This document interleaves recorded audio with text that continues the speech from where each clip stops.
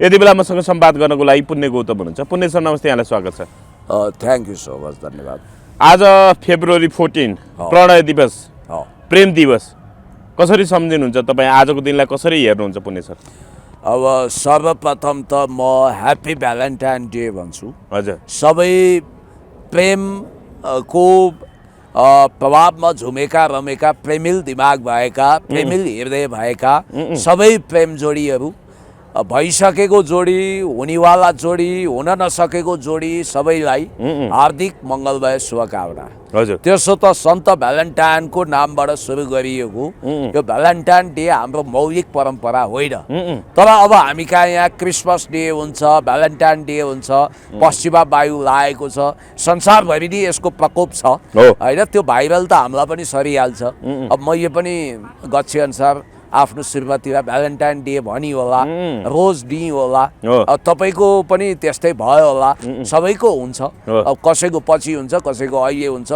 र मलाई यतिखेर चाहिँ हर्क साम्पाङज्यूको एउटा भनाइ याद आयो। ठ्याक्कै के भन्नुभएको छ उहाँले? उहाँले ठ्याक्कै भ्यालेन्टाइन डेलाई नै सङ्केत गरेर त होइन, तर मिल्दोजुल्दो चाहिँ छ। उहाँले के भन्नुभएको थियो भने, जसले आफ्नो आमालाई, देशलाई र पत्नीलाई उत्पात माया गर्छ त्यो मान्छे सच्चा प्रेमी हो भन्नुभएको थियो। सच्चा प्रेमीको हृदयमा प्रेमको गुलाब मुस्कुराउँछ। र हर्क साम्पाङले देशलाई माटोलाई माया गर्नुभएको छ। र सायद केपी शर्मा ओलीज्यूले पनि कालापानी लिम्पियाधुराको महान नक्सा समेटिरहँदा देशलाई उत्पातै माया गर्नुभएको थियो। यो देशमा अहिले कित्ताकाट भएको छ। भ्यालेन्टाइन डे को नाम लिएर देशलाई धोका दिने, देशलाई माया नगर्ने बालन शाह र रवि लामिछाने जस्ता निष्ठुरी मान्छेहरूको पनि होलिया उदाङ्गिएको छ। तपाईँले देखिरहनु भएको छ। यिनीहरू सच्चा प्रेमी हुनै सक्दैनन्। अब अहिले ठ्याक्कै हामी फेरि भगवान् श्री पशुपतिनाथ पावन पवित्र पाशुपत क्षेत्रको सेरोफेरोमा छौँ र भगवान् भोले बापाको आशीर्वाद लिँदैछौँ। शिवबुटीको नाउँमा गाँजा खानेहरूको पनि लर्को हुन्छ यहाँ, खरानी घस्रेहरूको। भोलि शिवरात्रि, तर शिवरात्रिलाई सभ्य भव्य गरिमामय बनाउँ यही कामना गर्छु। र हर्क साम्पाङज्यूले जसरी यिनीहरूको प्लास्टिक सर्जरी उतारिदिनु भएको छ होइन, यिनीहरूलाई चरिनाङ्गो बनाउनु भएको छ। ल हेर्नु त बिजोग यिनीहरूको, यिनीहरूले हाम्रोभन्दा ठुलो भेड कसैको हुँदैन भन्थे। यिनीहरूको भन्दा ठुलो भेड त हिजो राजाको भयो त। यसको मतलब भेडले सब कुरोको निर्धारण गर्ने हो त होइन। विश्व राजनीतिमा नि अहिले पपुलिस्टहरू चाहिँ निरन्तर जसरी बाहिर चर्चामा आए तर जनमतमा चाहिँ अनुमोदन भएनन् उनीहरू होइन।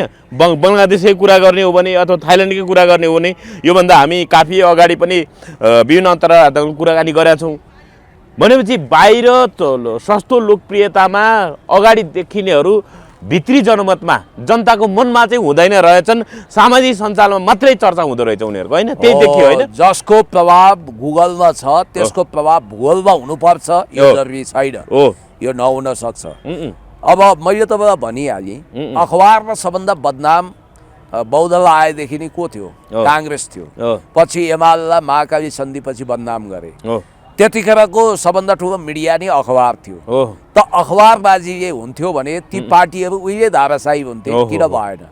किनभने त्यतिखेर पनि एफएम रेडियो टिभीमा बदनामै थिए त। जनताको बिचमा छिछि दूरका पात्रै थिए। तर जनताले के सोचे भने कुनै झिल्के भन्दा त यिनीहरूमा विश्वसनीयता छ, आधिकारिकता छ भन्ने सोचे। र अहिले उत्पात रूपमा अब स्थापित परम्परागत बलियो शक्ति नेकपा एमाले जनताको दिलमा राज गरेको छ, उसको बहुमत आउने हो भनेर अतालिएकाहरूले एकातिर नेकपा एमालेलाई पेलिरहेका छन्, ठोकिरहेका छन्। अर्कोतिर चाहिँ तपाईँले नाङ्गो आँखाले देखिरहनु भएको छ नयाँ शक्तिको रूपमा आएको नेपालको भूमिपुत्र हर्क साम्पाङज्यूले स्थापना गरेको श्रम संस्कृति पार्टी र त्यसको प्रभाव फैलिँदो छ दिन दुगुना रात चौगुनाको दरले हो। त्यसको राष्ट्रवादी प्रभावलाई दबाउनको लागि हुनसक्छ बाक्सै साटेर। तपाईँलाई मैले एउटा कुरो भनौँ, मैले सपना पनि राम्रो देखाएको छैन। भोलि यिनीहरूले लुसिफरवादीहरूले हर्क साम्पाङ र केपी शर्मा ओलीज्यूलाई बाक्सा साटेर वा सेनाको बुट बन्दुकको लाचार छाया मुनि क्रूर छाया मुनि भएको चुनावमा जित्ने अवस्था त उहाँहरूको अवश्य पनि हुन्छ। निष्पक्ष चुनाव हुने भने हर्क साम्पाङ र केपी शर्मा ओलीज्यूलाई दुनियाँको कुनै पनि तागतले हराउन सक्दैन। तर यहाँनिर सेटिङमा पैसाको खोलो बगाएर विभिन्न किसिमको सामदाम दण्डभेद नीति प्रयोग गरेर यदि उहाँहरूलाई चुनाव बाक्सा साटेर हराइनी भयो भने त्यो सौरभले त्यही सङ्केत गरे हो नि त। त्यो अवस्था आयो भने त देश त डुब्छ। चुनावले देश किस्ता किस्तामा सिक्किमीकरण हुन्छ, फिजीकरण हुन्छ र त्यो तपाईँलाई मैले भनौँ भूगोलमा त्यसको प्रभाव हुन्छ जसको जनप्रियता छ, जसले माटोलाई माया गर्छ, जो जनमुखी हुन्छ, उसका कमजोरी छ भने पनि ऊ सुधार्न तयार हुन्छ। बङ्गलादेशले त्यही देखायो। बङ्गलादेशको जुन तुफान छ, सुनामी छ, ए रवि लामिछानेजी तपाईँको त सबै कुरा देखिया छ। तपाईँहरू जस्तो काङ्ग्रेस चाहिँ त्यहाँको अवामी लीग शेख हसिनाको पार्टी जस्तै बन्न सक्ने र त्यसपछि नेकपा होइन, शेख हसिना पार्टीलाई त निर्वाचनमा सहभागी हुनै प्रतिबन्ध लगायो नि। होइन, प्रतिबन्धै लगायो। त्यही त त्यस्तो हुन सक्ने भनाइको मतलब जनताबाट बहिष्कृत हुन सक्ने भविष्यमा र नेकपा एमाले चाहिँ बिएनपी हुन सक्ने, बङ्गलादेश नेसनलिस्ट पार्टी हुन सक्ने त्यो सम्भावना बढेको छ। र हर्क साम्पाङज्यूको पार्टी पनि एकदमै उब्रिएर नयाँ भन्ने बित्तिकै हर्क साम्पाङज्यूकै पार्टी हो भनेर आउने सम्भावना छ। अब जनतालाई कति ढाट्न सक्या, कति इमोसनल ब्ल्याकमेलिङ गरे। रवि लामिछानेको खालि एआई भन्छन्, एआई होइन, सच्चाइ भिडियो, सत्य भिडियो अहिले सामुने आएको छ। बेला बेलामा म तपाईँहरूकोमा यो वज्रयान तान्त्रिक लामा गुरुको भिडियो हेर्छु के, उहाँले चाहिँ कति जुनी अगाडि के गरेको भन्नुहुन्छ। पहिला पहिला त के हो भन्ने लाग्थ्यो, अहिले त हो कि क्या हो भन्ने जनतालाई परिसकेको छ उहाँको। हेर्नुहोस् है, अब उहाँको शरण परे हुन्छ भनेर उहाँले बारम्बार आह्वान गर्नुभएको छ। अब गगन थापाले त एपोइन्टमेन्ट लिने तयारी गरेका छन् रे उहाँसँग। ककलले लिन्छन्, शेरबहादुर ककलले, हेर्दै गरौँ। अब उहाँ त्रिकालदर्शी, भूत भविष्य वर्तमान छर्रङ्गै जान्ने, तान्त्रिक विद्याका र ज्योतिष विद्याको प्रकाण्ड व्यक्तित्व हुनुहुन्छ भनेर उहाँ आफैले भनिरहनु भएको छ र उहाँको मिडियामा पनि आइरहेको छ। मैले तपाईँलाई रवि लामिछानेको यो नौटङ्की पनि एकचोटि देखाउँछु। तपाईँलाई म यो फोटो हेर्न भन्छु। यो फोटोमा तपाईँले दायाँतिर रवि लामिछानेको ब्यान्डेज देख्नुहुन्छ है त। यो रवि लामिछाने हो, दायाँतिर ब्यान्डेज, राइट, स्पष्ट। अब यो एआई गरेको चाहिँ सेतो हो, यो ब्राउन कलरको छ। अब यो ब्यान्डेज हेर्नु त उहाँको पत्नीसँग उहाँ बसिरहनु भएको छ। यो के छ, बायाँतिर छ नि, अघि दायाँतिर, एक हप्ता अगाडि दायाँतिर, अहिले बायाँतिर कसरी सर्यो? ए होइन, यो एआई होइन, कहाँ एआई हुन्छ? यो रियल भिडियो नै, रियल हो। अर्को पनि देखाइदिन्छु तपाईँलाई। अघि तपाईँले दायाँतिर हेर्नुभयो, अब यो पनि हिजोको ताजा। यहाँ हेर्नुहोस्, बायाँ र दायाँ, अहिले फेरि दायाँ, अहिले दायाँ, के हो कसरी भयो? ओ जनता झुक्कियो नि, जनतालाई बेवकुफ बनाउने भन्नाले जनताको अनावश्यक सहानुभूति बटुल्नलाई यो खुट्टा दुखेको बहाना हो भन्न खोज्नु भयो तपाईले। टिम कार्ड खेलेको त्यो देखाउँदै हिँडेको।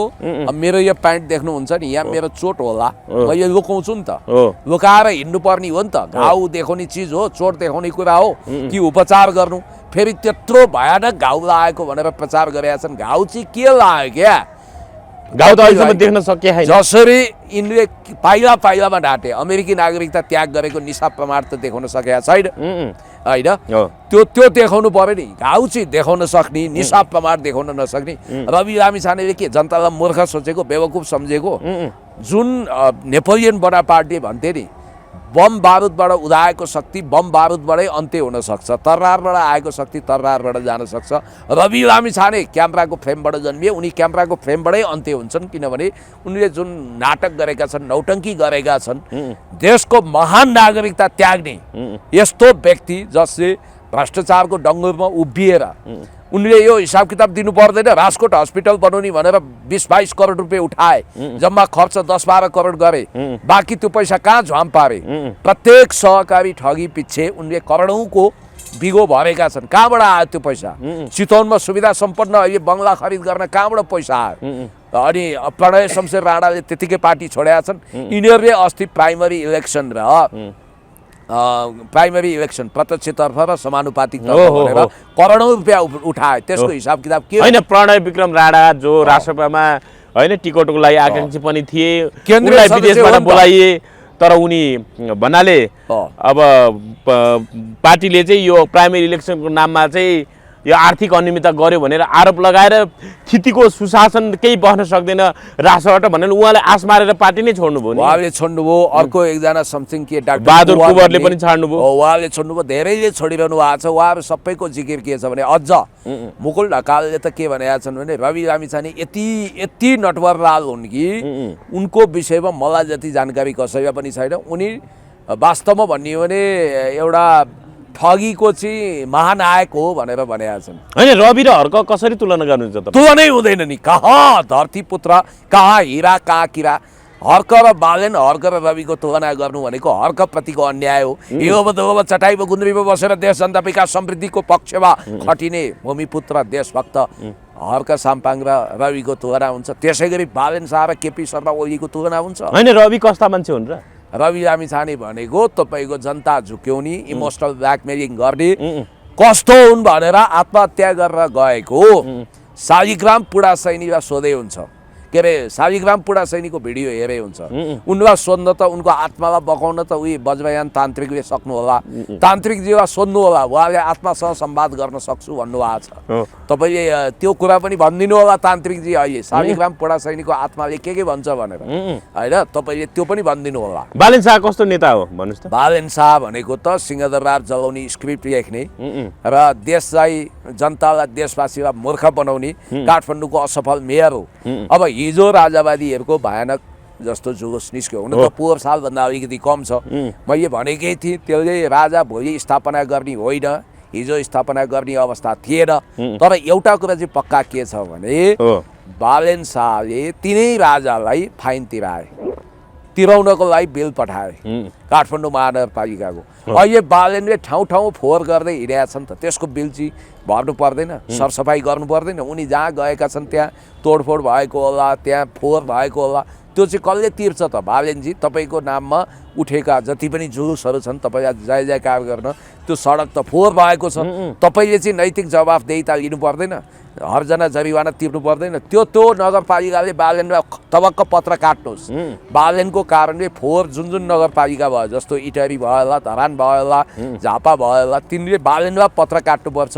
अब राजा ज्ञानेन्द्रले कार्यक्रम गरेको पनि होइन, उहाँको स्वागतको लागि आएकाहरूले फोहोर गरे भनेर त्यतिखेर उनी नगर पिता हुँदा, नगर प्रमुख हुँदा उनले फाइन तिराए। अब अहिले कतिपय अजासु राजाभन्दा चर्का राजावादीले बालेन शाहलाई चाहिँ ट्याक्क प्रधानमन्त्री बनाएर ज्ञानेन्द्रले राज्यारोहण गर्ने राजाले भनेका छन्। यो हुनै सक्दैन, किनभने राजा ज्ञानेन्द्र बरु जनताको माया पाएर मूलधारका दलहरूले अब भू राजनीतिक अवस्थामा देशको एउटा विशिष्ट परिस्थितिमा राजालाई स्पेस दिलाउने कुरामा सहमति गर्न सक्छन्। तर त्यसको मतलब बालेन शाह जस्तो लुसिफरवादी चिन्तनको राजालाई नै फाइन तिराउने मान्छेलाई राजाले ल्याएर प्रधानमन्त्री बनाउँदैनन्। त्यो रवि लामिछाने वा बालेन शाहलाई सत्तामा ल्याउने परिकल्पना पनि गर्नु हुँदैन, किनभने देश आपत्तिजनक भड्कारोमा जान्छ, देश सुलीमा चढ्छ, त्यो गर्नु हुँदैन। र अर्को कुरो मैले तपाईँलाई भनिहालेँ, अब कस्तो संसद बनाउने भने अब ऐरे भैरे नथु खैरे टाइपका मान्छे भरिबराउ गर्ने ती सांसदहरू जसमा विवेक छैन। विवेक छ भने पनि स्वर्णिम वाग्ले वा बाबुराम जस्तो बन्दकी राख्न सक्ने त्यस खालका मान्छे धन्दा सेठहरूलाई ल्याएर सांसद बनाउने। अनि मन्त्री कसलाई बनाउने भने कानुन निर्माण गर्ने, नीति निर्माणको तहमा जेलेन्स्कीहरूलाई लाने मन्त्री प्रधानमन्त्रीको ठाउँमा किस्ता गरेर देशलाई समाप्त पार्ने। किनभने मैले हिजो पनि तपाईँको कार्यक्रम भनेको थिएँ, state partnership program SPP pass गर्नु छ अब यिनीहरूलाई। त्यसको लागि इन्डो पेसिफिक कमान्डको कमान्डर नेपालमा आएका छन्, तपाईँलाई थाहा छ। त्यही एमसीसी कार्यान्वयन गर्ने, एसपीपी अब सदनबाट नयाँ सरकारले पास गर्ने गरी जसरी त्यो पास गर्न जुन दल सहमत हुन्छ त्यसैलाई जिताउने उद्देश्यका साथ उनी आएको भन्ने चर्चा भइरहेको छ। तिब्बत मोभमेन्ट चर्काउन दलाई लामाको विशेष दूत रिम्पोछेलाई त यहाँ रेड कार्पेट सुशीला कार्कीले ओछ्याइन्। यो वान चाइना पोलिसी विरुद्ध छ।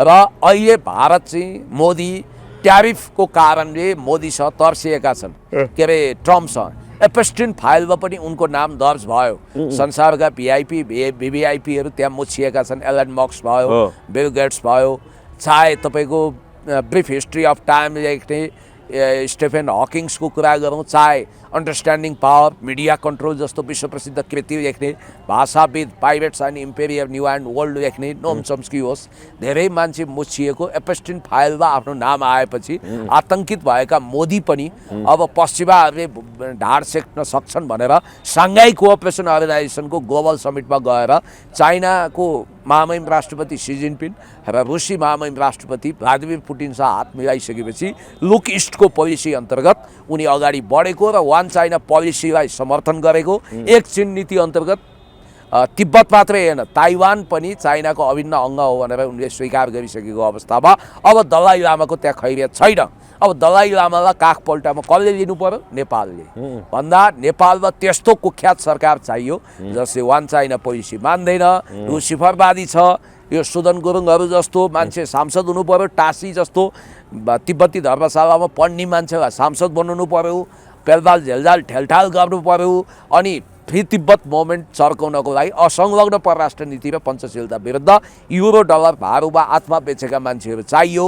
र त्यस्तो व्यक्ति जो नेपालको संसदमा भएर तिब्बतियन धर्मगुरु दलाई लामालाई एक चीन नीति विरुद्ध नेपालमा हेडक्वार्टर बनाउन दिने, अर्थात् एक्जाइलमा बस्न दिने गरी कुख्यात सम्झौता गर्ने मान्छे नै यिनीहरूलाई चाहिएको हुनाले अब बालन शाह या गगन थापा मध्ये एकलाई प्रधानमन्त्री बनाउने, राष्ट्रपतिमा डाक्टर बाबुराम भट्टराईलाई लाने र रवि लामिछानेलाई जेलमा पठाइदिने, यो सेटिङमा यिनीहरू छन्। अब त्यसकारण हर्क साम्पाङ नयाँ शक्तिको रूपमा उदयमान हुनुभएको छ जनताको तर्फबाट। यदि तपाईँ नयाँ भनेर मन पराउनुहुन्छ भने तपाईँले नयाँको रूपमा हर्क साम्पाङलाई माया गर्नुहोस्। स्थापित शक्तिशाली फोर्सको रूपमा नेकपा एमाले आउनुपर्छ, केपी शर्मा ओलीज्यू आउनुपर्छ। त्यही भएर उनले भनेका छन् नि त, सौरभले तीनचोटि नेपालमा हाइज्याकिङ भयो। पहिलोचोटि जेन्जी मोमेन्टको नाउँमा सुशासन र भ्रष्टाचार विरोधी जेन्जीहरूलाई दुरुपयोग गरेर सुशीला कार्कीले सत्ता कब्जा गरिन् विदेशी डिजाइनमा, लुसिफरवादी सरकार बन्यो। दोस्रोचोटि रासोपाको पार्टी सदस्य नरहेको, गोरु बेचेको साइनो नभएको बालन शाहलाई त्यो पार्टीको सभापति हुने गरी भावी प्रधानमन्त्री डिक्लेयर गरियो। तेस्रोचोटि गगन थापाले काङ्ग्रेसलाई भाङ्ग्रेस बनाएर विशेष महाधिवेशनको नाउँमा पार्टी कब्जा गरे। भन्नासाथ अब के कब्जा गर्छन् भने देश कब्जा गर्दैछन् र त्यसको लागि चुनावलाई धोखाको रूपमा प्रयोग गरिँदैछ। चुनाव धोखा हुनेछ र चुनावको माध्यमद्वारा देशलाई सिक्किमीकरण फिजीकरण गर्ने गेम प्लानमा लाँदैछन्। खबरदार, त्यही भएर माटोको सुगन्ध सुँगेका या सूर्यको प्रकाशमा रमाएकाहरूले अब कालरात्रिमा लैजाने गरी यो टिनिनिन्न घन्टी बजाउँदै आउने, धर्म संस्कृति सबै नाश गर्ने, नष्ट भ्रष्ट गर्ने व्यक्तिलाई महत्त्व दिनुहुन्न। देख्नु भएन पाखण्ड, म शाकाहारी हुँ भन्छ खैद र सुनार। अब उसैले के गरिरहेछ भने गाईको मासु खान पाउनुपर्छ भनेर दन्दनाएर बम ब्लास्टिङ शैलीमा प्रचार गरिरहेछ। अस्ति त एउटा जुलुसमा देखिरहेको थिएँ, पहिला चक्लेट के मुखमा हाल्छ, तपाईँले त्यो भिडियो हेर्नुभयो कि भएन? भरे त्यो नजिकै आउने भए मुखबाट स्वाट्ट चक्लेट झिकेर दिन्छ, त्यो फोहोरी चक्लेट खुवाउन। भनेपछि यसरी पब्लिकलाई खेली उडाउने, देशको संस्कृति धर्म परम्परा सबै नष्ट गर्ने, यस्तो बेलामा हर्क साम्पाङ वा केपी शर्मा ओलीज्यूको अपरिहार्यता बढेको छ। नयाँहरूमा त्यसो भए नयाँमा हर्क, रवि बालेन र कुलमान मध्ये हर्क नै प्रधानमन्त्री बन्न योग्य होइन त नयाँहरूमा? तेरिका हर्क साम्पाङसँग यिनीहरूको तुलनै हुँदैन। रवि लामिछाने भने त आफ्नो महान नागरिकता त्याग गर्ने व्यक्ति, देशै छोडेर विदेश पलायन भएको मान्छे, पछि के तालिम लिएर उनले नेपाल आएका छन् र के गर्न खोजेका छन् तपाईँले बुझिरहनु भएको छ। अब मैले भनिहालेँ, कोरोना कालमा जनमैत्री हस्पिटल भाडामा लिएर चलाउने भने त्यहाँ असफल भएर उनले त्यो नाउँमा करोडौँ पैसा रवि लामिछाने फाउन्डेसन मार्फत वा विभिन्न माध्यमद्वारा उठाएका छन्। त्यो पैसाको हिसाब किताब छैन। शालिग्राम पुडा सैनीले त हेर रवि तिमीलाई पाप लाग्छ, तिमीले व्यापारीहरूसँग करोडौँ रुपियाँ असुल गरेका छौ, यो गरेका छौ, ऊ गरेका छौ भने। अस्ति पब्लिक हियरिङमा पूर्वतिर त्यही त्यो सिंहदरबार जलाएर टिकट पाएको भनिएको कृष्ण कुमार कार्कीलाई राखराखी पारेनन् त्यहाँ जनताले। तपाईँले सेउती खोलामा ठेक्का लगाउँदा ठेकदारसँग तपाईँको सभापति रवि लामिछानेले करोडौँ बार्गेनिङ गरेका थिए, यो बारेमा के भन्नुहुन्छ भनेनन्। यिनीहरूले त के भने जो सिंहदरबार जलाउन सक्छ, जो सर्वोच्च अदालत या BICC जलाउन सक्छ, जसले देश नष्ट गर्यो, जसले नेपालको महत्त्वपूर्ण सूचना विदेशीलाई दियो, जो लफङ्गा छ, जो आवारा छ, जो गुन्डा छ, जो अराजनीतिक छ, त्यस्तालाई छानी छानी टिकट दिएका छन्। भ्रष्टहरू, अपराधीहरू र देश चलाउनेहरूलाई हो। पुरानो स्थापित दलहरूमा पनि समस्या छ, तर त्यो समस्यालाई धोइ पखाली गर्न सक्ने ठाउँ छ। तर यिनीहरू यसरी पत्ता साफ हुनेछन्। यिनीहरूको हालत थाइल्यान्डको नयाँ पिपल्स पार्टीको जस्तो पनि हुने छैन। यिनीहरू गरिब खाले पार्टी बन्नेछन् यदि जनता विवेकशील छन् भने। भूगोलमा यिनीहरू छैनन्, गुगलमा मात्रै हो के। गुगलमा त मिलन लिम्बूले जितिसकेका थियो, भूगोलमा त थिएन नि त। त्यो भएको हुनाले हर्क साम्पाङज्यूले त यिनीहरूलाई घृणा गर्न सिकाउनु भएको छ, श्रमलाई माया गर्न सिकाउनु भएको छ। त्यही भएर म भन्छु कि हर्क साम्पाङको तुलनामा रवि लामिछाने केही पनि होइन। यहाँनिर अब कुलमान घिसिङले आज के भन्नुभएको रहेछ भने धेरैले भगौडा मन्त्री भन्छन् रानी क्षेत्रको लोड सेडिङ अन्त्य गर्न चुनावमा उठेको हुँ म भन्नुभयो। कसरी हेर्नुभयो? बिजुलीको लोड सेडिङ अन्त्य गर्नुभयो, अब राजनीतिक लोड सेडिङ पनि अन्त्य गर्छु भन्नुभयो। रवि लामिछाने र बालेन भन्दा चाहिँ तैविषय राम्रो हो। कुलमान घिसिङ हो, हजुर हो। कुलमान घिसिङले चाहिँ लुसिफर बन्दिन भन्दै उनलाई जबरजस्ती जोर जबरजस्ती समातेर लगेर ज्यानको धम्की दिएर यो सुदन गुरुङ एन्ड कम्पनीले हस्ताक्षर गराएको। पछि त्यसबाट उहाँ आउँदाखेरि उहाँलाई घाटा पनि लाग्यो। उहाँका केही अराजनीतिक फन्डाबाजहरू उतै छुटे हुन् त, दीर्घकालीन रूपमा घाटा छैन। ती जता जता काफल पाक्छ त्यतै चरी नाच्ने टाइपका। रवि बालेनको टिमबाट छुटेर कुलमानले राम्रै गरे हैन? राम्रै गरे र कुलमान घिसिङ चाहिँ यिनीहरूभन्दा बेटर हुन्। अब यो प्रतीकात्मक कविता सुनाउँदै हिँड्ने होइन, देशको लोड सेडिङ अन्त्य गर्छु भन्ने, अब यो गर्छु ऊ गर्छु भन्ने कुरो। विद्युतको लोड सेडिङ अन्त्य गर्न उनले मात्रै होइन, सबैले भूमिका खेले, त्यसको क्रेडिट उनले लिए। ठिक छ, उनले राम्रो काम गरेर राम्रो भन्नुपर्छ। सुशासनको मामिलामा उनी फेयर छैनन्। तर कुरा चाहिँ के हो भने कम्पेरिटिभली तुलना गर्दा रवि लामिछाने र बालेन शाह भन्दा चाहिँ आफूलाई कामले प्रमाणित गरेर मान्छे हुन्। अब यहाँ देख्नु भएन तपाईँ सविता गौतमको नैतिकता? मैले त बारम्बार भन्ने गरेको छु, यो सविता बहिनी तपाईँ कानुनको PhD हो, त्यस भए यो राज सङ्ग्रहलाई उठेको ठाउँ उहाँ कानुनको डक्टरेट हो, त्यो ठाउँमा राष्ट्रपालले खाली गर्नु पर्दैन। अनि यो राज के अरे त्यो सुरेन्द्र भण्डारी उठेको ठाउँमा खाली गर्नु पर्दैन, तपाईँ त ब्याचलर मात्रै हो क्यारे। अनि अर्को कुरो बारम्बार सविताले उसलाई ठुङ्गिरहेछन्, अरू उम्मेदवारहरू खास गरी रेणु दाहाललाई नेपोटिजमको नर्सरीमा हुर्किएको बिरुवा हो आदि इत्यादि भनेर। ए सविता बहिनी, तपाईँहरूको के रहेछ भने नि विकास गर्न नसकेपछि खालि कानुन बनाउन जाने भन्ने एउटा जार्गन, एउटा स्टेरियो टाइपको स्लोगान जप्ने तपाईँहरूको चलन रहेछ। विकास त हेर्नुहोस् न, स्वर्णिमले गरे, न रविले गरे, न सविताले गरिन्, कसैले पनि गरेन। गफ बाहेक कसैले केही गरेनन्। अब यिनीहरू जनतामा दिने जवाफ यिनीहरू छैन। अनि यिनीहरू के भन्दा रहेछन् भने कानुन निर्माण गर्न जाने। त्यसो भए बहिनी सविता 79 सालमा तपाईँले चितवन गएर रवि लामिछानेलाई भोट हालौँ भनेर किन भन्नुभयो? विकासको लागि भोट माग्नुभयो तपाईँले, जबकि तपाईँलाई थाहा थियो रवि लामिछाने +2 पनि छिचोलेका छैनन्। एसएलसी मात्रै हो उनको, एसएलसी मात्रै हो। तर त्यहाँ चाहिँ पोलिटिकल साइन्समा MA गरेको र कानुनमा स्नातक गरेको तपाईँभन्दा धेरै सिनियर मोस्ट व्यक्ति कृष्णभक्त पोखरेल उठिरहँदा तपाईँले त्याग गएर किन रवि लामिछानेलाई भोट हाल्नुभयो? तपाईँ साहसका साथ, बहादुरीका साथ, तपाईँमा यदि इमान जमान थियो, तपाईँ सच्चा गौतमको छोरी हो भने मेरो नाता पनि पर्नुहुन्छ, दुःखका साथ भन्नुपर्छ। रवि लामिछानेजी माओलीपट्टिको नाता, मलाई अपसोच छ उहाँलाई नातेदार भन्न, मलाई हिचकिचाहट छ। आफन्त भन्न पनि अहिले लाज लाग्छ मलाई। रवि लामिछाने जसले देशको नागरिकता त्यागे, उनलाई आफ्नो आफन्त कसरी भनौँ? होइन, तपाईँको आफन्त चाहिँ पर्नुहुन्छ कसरी, कुन नातामा, कुन साइनो? आमाको मामाको छोरा, आमाको माओली हो। आमाको माओली। मैले तपाईँलाई अर्को कुरो पनि भनौँ कि सविता गौतमले त्यो स्टेजबाट यदि रवि लामिछानेजी संसद भनेको कानुन बनाउने थलो हो, त्यसकारण तपाईँ सांसद बन्ने इच्छा त्याग्नुहोस्, तपाईँ यहाँबाट नउठ्नुहोस्। कृष्णभक्त पोखरेलले कानुन चाहिँ हो, उहाँले संविधान बनाउन के अरे कानुन बनाउन जाँदै हुनुहुन्छ भनेर भन्नु पर्दैन तपाईँले। अरूको हकमा चाहिँ, आफ्नो हकमा चाहिँ त्यही कुरा लागू हुने, अरूको हकमा लागू नहुने भन्ने हुन्छ। यिनीहरू भनेको बेकारका फन्टुस फन्डाबाज हुन्। रेणु ले आफूलाई प्रमाणित गरेकी छिन्। भलै उनी नेपोटिजमको बटवृक्षमा हुर्किनु होला, तर उनले आफूलाई राम्रो काम गरेर अगाडि आएको एउटा सफल मेयरको ट्र्याक रेकर्ड एन्ड हिस्ट्रीसहित प्रस्तुत गरेकी छिन्। उनको प्रतिस्पर्धा भनेको नेकपा एमालेसँग छ, काङ्ग्रेससँग छ, सोभितासँग छैन। सोभिताले यदि त्यहाँ जमानत जोगाइन् भने उनको लागि भाग्य हुनेछ। त्यो नै भाग्य हुनेछ। राप्रपाले आज घोषणापत्र सार्वजनिक गर्यो, चुनावी घोषणापत्र। उनले राप्रपा घोषणापत्रमा चाहिँ के लेखिएको रहेछ भने उनीहरूले चाहिँ के घोषणा गरेका छन् भने काठमाडौँ उपत्यकाभित्र 5 वर्षभित्र मेट्रो रेल ट्राफिक जाम अन्त्य भनेका छन्। सम्भव छ यो?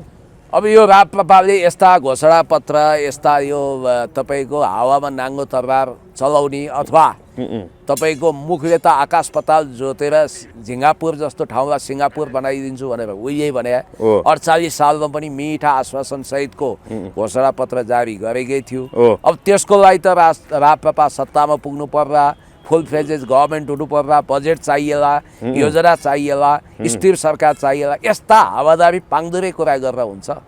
अब यो भनेको बरु नष्ट हुन्छ, भ्रष्ट हुँदैन। बरु हामी सकिन्छौँ तर भ्रष्ट हुँदैनौँ भने के उनले राजेन्द्र लिङ्गदेन यिनीहरूले पनि त्यसो भने है। लामा टारको त्यो सिसाको महलले त राजेन्द्र लिङ्गदेनको यो घोषणापत्रलाई गिज्याउँछ नि। रासपा राप्रपा यिनीहरूको काम छैन। नेपाल बन्द कहिले नगर्ने घोषणा, औद्योगिक क्षेत्रमा हडताल गर्न पूर्ण रूपमा प्रतिबन्ध गरे उनीहरूले। नेपाल बन्द त गर्न सके पो गर्नु, यिनीहरू गर्न सक्दैनन्। त्यसकारण उनीहरूको जनमत पनि छैन। अब हिजो लङ्का जलाउने हनुमान पगरी गुत्ने ढेडु भने जस्तो दुर्गा प्रसादी अलिक मेहनत गरे। जनता अब राजावादी छन् नि त यहाँ होइन, 2-4 लाख मान्छे त जहिले पनि हुन्छन्। ती मध्ये केही आए, उनीहरूले जोस गरे र त्यसपछि अब लङ्का जलाउने हनुमान पगरी गुत्ने ढेडु भने जस्तो अलिक बरु दुर्गा प्रसादी नैतिकता देखाए होइन। राजनीतिक कुरा गर्दाखेरि तपाईँले योभन्दा अगाडि रवि र बालेनप्रति जुन ढङ्गको आशंका गर्नुभएको छ त्यस्तै खालको अभिव्यक्ति उनले दिएका छन्।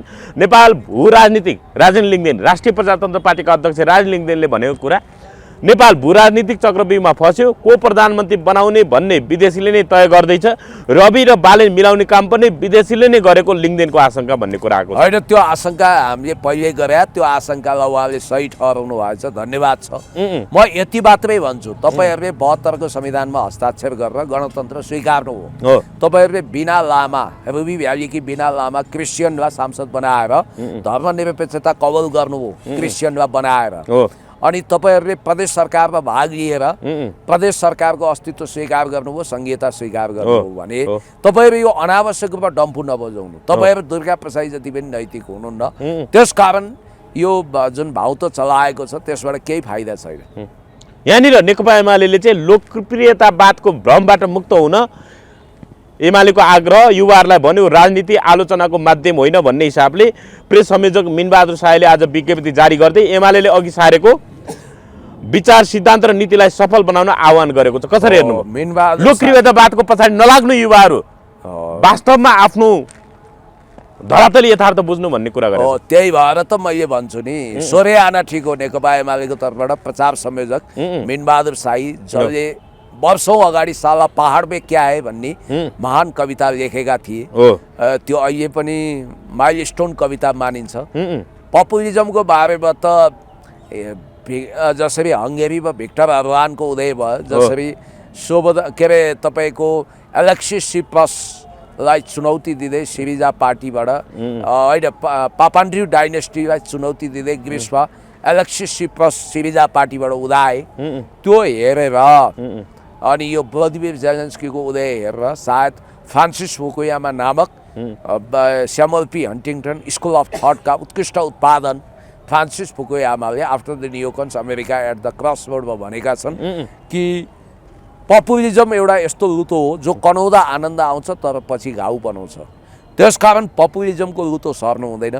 पपुलिजम भने के भने जहाँ जे बोल्दा फाइदा हुन्छ त्यही बोल्ने, त्यसमा विचार पनि हुँदैन, सिद्धान्त पनि हुँदैन, अडान पनि हुँदैन। पपुलिजमले हावा खाँदै आएको दृश्य पनि देखेका छौँ बङ्गलादेश अनि नेपालमा पनि। यो बेलुन हावा भरिएको बेलुन जस्तै प्याट्ट फुटोस्, जनता विवेकशील हुन्। गुगलमा यिनीहरूलाई बहुमत दिए पनि भूगोलमा स्थापित दल नेकपा एमाले र नयाँमा भरोसा गर्ने हो भने माया गर्न लायक हर्क साम्पाङ हुनुहुन्छ, उहाँहरूलाई नि माया गरौँ म यही भन्छु। अन्त्यमा जाँदै एउटा मात्रै प्रसङ्ग, हालै बङ्गलादेशमा संसदीय आम निर्वाचन भयो, त्यसमा चाहिँ बिएनपी बङ्गलादेशी नेसनलिस्ट पार्टी बिएनपीले बहुमत हासिल गर्यो, दुई तिहाई जित्यो र दुई तिहाई जितेको बिएनपीले मोदीलाई भन्यो, भारतीय प्रधानमन्त्री मोदीलाई भन्यो शेख हसिनालाई तुरुन्त बङ्गलादेशलाई सुम्पनुहोस् भनेर भन्यो। कसरी हेर्नुभयो बङ्गलादेशलाई सुम्पेला त भारतले शेख हसिना? अब शेख हसिनाको जुन एक्जाइल छ त्यो दिल्लीमा भएको छ, उनको निर्वासन उनलाई शरण दिएको भनेको इन्डियाले हो भनेपछि इन्डियाको खेल भनेको आफै बोक्सी आफै झाँक्री भन्ने टाइपको देखिन्छ। र बङ्गलादेश नेसनलिस्ट पार्टी होइन, तारिक रहमानको पार्टी, शेख हसिना के अरे उसको बेगम खालिदा जिया जो 2025 बित्नुभयो, उहाँको पार्टीको तर्फबाट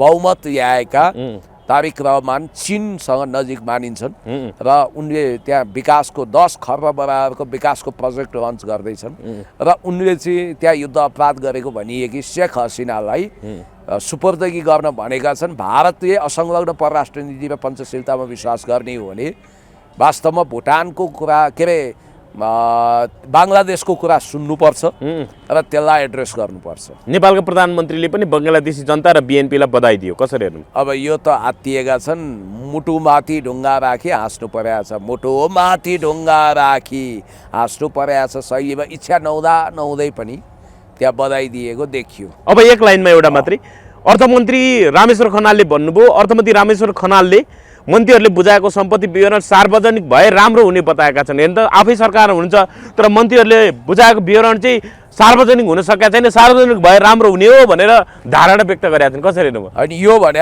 त उही अब तपाईँ आफू मन्त्रीमण्डलमा नहुँदा अरूको लागि भन्दिया जस्तो छ। अब यिनीहरू आफै मन्त्रीमा हुनुहुन्छ त, आफै मन्त्री भएर होइन अरूको सार्वजनिक गर्न कसले गर्ने हो? सम्पत्ति विवरण सरकारले गर्न सक्दैन त। बिरालाको घाँटीमा कसले घन्टी बाँध्ने? होइन उहाँहरू नाटक गरिरहनु भएको छ, ढोङ गरिरहनु भएको छ, जनता झुक्काइरहनु भएको छ, उहाँहरू राजसभाको सरकार चलाइरहनु भएको छ। राजसभाको सरकारका मन्त्री यस्तै पाखण्डी हुन्छन्, चुनाव लड्नुभन्दा 1 घन्टा अगाडि पनि म लड्दिनँ भन्छन् अनि चुनावमा होमिन्छन्, अनि नैतिकता छैन, इमान छैन, जमान छैन, जे पनि भन्छन्। यिनीहरू वास्तव भन्ने भने देशको लागि विडम्बना हुन्, सङ्कट हुन्, यिनीहरूले देशलाई धोका दिएका छन्। यिनीहरूलाई नेपालको राजनीतिक रङ्गमञ्चबाट, बालुवाटारबाट, मन्त्री निवासबाट छिटोभन्दा छिटो घोक्रे ठ्याक लगाउनु नि देशमा जनताको हितमा छ। हस्, धन्यवाद पुण्य। धेरै धेरै धन्यवाद।